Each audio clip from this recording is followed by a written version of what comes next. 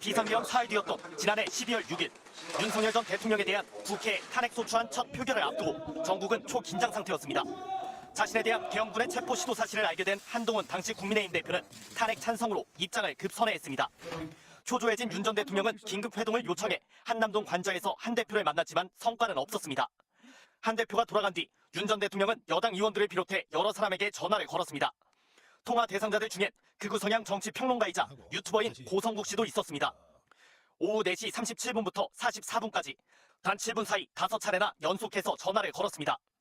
당시 탄핵 반대 집회에 참석 중이던 고 씨가 여러 차례 전화를 받지 못한 걸로 보이는데 그만큼 윤 전 대통령이 집요하게 통화를 시도했던 정황이 엿보입니다.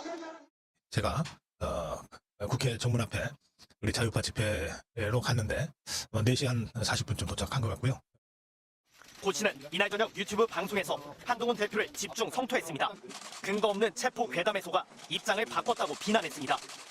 체포 지시를 직접 하지 않았다고 한 거예요, 대통령이. 근데 워낙 팔팔팔팔 뛰어나가지고 쪽팔리니까 입장 표명을 바로 바꾸지를 못하는 거예요, 지금. 국회 두 번째 탄핵 표결이 다가오던 나흘 뒤에도 윤 전 대통령은 고 씨에게 전화를 걸었습니다. 이날부터 고 씨는 연이틀 유튜브 방송에서 윤 대통령이 직접 국민에게 계엄 이유를 설명해야 한다고 강조했습니다. 국회가 해제 결의를 할 것을 염두에 두고 1시간 후에 국회에 군을 진입하라고 지시했어요. 국회의원들이 국회로 들어올 시간을 사실은 대통령이 벌어준 거예요. 하루 뒤 나온 윤 대통령의 네 번째 담화는 고 씨의 주문과 상당 부분 일치했습니다.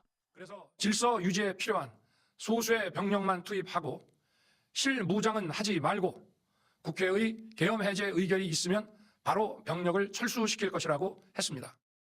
윤 전 대통령은 탄핵과 체포, 구속 등 내란 이후 전국에 구비받아 유튜버들을 매개로 한 이른바 아스팔트 극우 세력과 지속적으로 교감했습니다. 이번에 수사 기록으로 밝혀진 새 휴대전화 통화 내역에서도 첫 통화 상대인 여동생 다음으로 가장 먼저 문자를 보낸 외부인이 고성국 씨였습니다. MBC 뉴스 윤수환입니다. 선거 관리 시스템이 해킹돼 선거 결과를 못 믿겠다는 대통령과 극우 유튜버들의 주장. 비밀번호도 아주 단순하여 1, 2, 3, 4, 5 같은 식이었습니다. 어떻게 국민들이 선거 결과를 신뢰할 수 있겠습니까? 심지어 선관위 시스템의 비밀번호가 1, 2, 3, 4, 5번이었다고 합니다. 이런 선관위를 어떻게 신뢰하고 선거관리를 맡길 수가 있겠습니까? 객관적 근거가 없다는 법원 판결에도 일부 유튜버들은 내후년 지방선거 전에 선관위를 해체해야 한다는 주장까지 폈습니다. 정복주사파들에 의해서 오염될 대로 오염된, 썩을 대로 썩은 이 선관위 조직과 전면적인 조사와 수술을 단행해야 한다고 저는 생각합니다. 그래서 저는 이번에 국방장관에게 선관위 전산 시스템을 점검하도록 지시한 것입니다. 간첩죄 적용 범위 확대에 반대한 야당을 반국가 세력으로 몰아세운 발언도 극우 인사들이 자주 해왔던 말입니다. 민주당에서 간첩죄, 간첩과 관련된 개정안도 반대를 하고 있는 상황이 된 겁니다. 자유민주주의를 체제를 붕괴시키는 괴물이 된 국회. 이러한 상황을 막기 위해 형법의 간첩죄 조항을 수정하려 하였지만 거대 야당이 완강히 가로막고 있습니다. 국가 안보를 위협하는 간첩을 잡지 말라는 것 아닙니까? 비상계엄에 법률적 문제가 없다는 항변 역시 극우 유튜버들의 인식과 닮아 있습니다. 대한민국의 자유민주주의와 헌정 질서를 지키려 했던 것입니다. 대통령의 헌법적 결단이자 통치 행위가 어떻게 내란이 될 수 있습니까?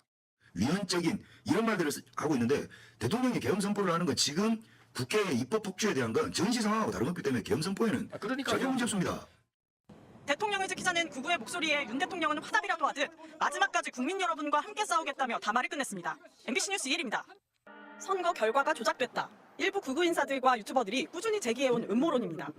전산 조작을 하고 실물로 된 위조 투표지를 투입한 걸로 보입니다. 제가 직접 보지 않았기 때문에 그냥 추론으로 선관위 서버에 해킹을 해서 들어가서 선거 부정을 저질렀다고 하는 의혹이 끊이지 않고 제기되고 있는.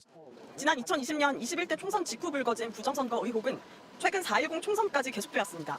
21대 총선 당시 민경욱 전 자유한국당 의원은 QR코드 전산 조작과 투표 조작으로 이뤄진 부정선거라며 소송을 제기했지만 대법원은 2022년 객관적 근거가 없다며 기각했습니다. 대법원은 당시 부정선거와 관련해 제기된 소송 120여 건이 모두 객관적 근거가 없다며 기각 또는 각하했지만 무차별적 의혹 제기가 계속되고 있는 겁니다. 부정선거의 원형들을 모두 차단해야 합니다. 이렇게 썩은 선관위를 그냥 둘 수 없습니다. 해체해야 합니다. 윤석열 대통령이 극우 유튜버 의견을 참고한다는 의혹은 지속적으로 제기되었습니다.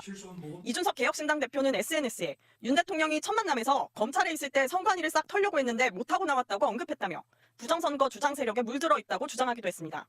비상계엄 선포 직후 가장 많은 계엄군을 선관위에 투입한 배경에 결국 극우 인사들의 음모론이 작용한 게 아니냐는 해석이 나옵니다.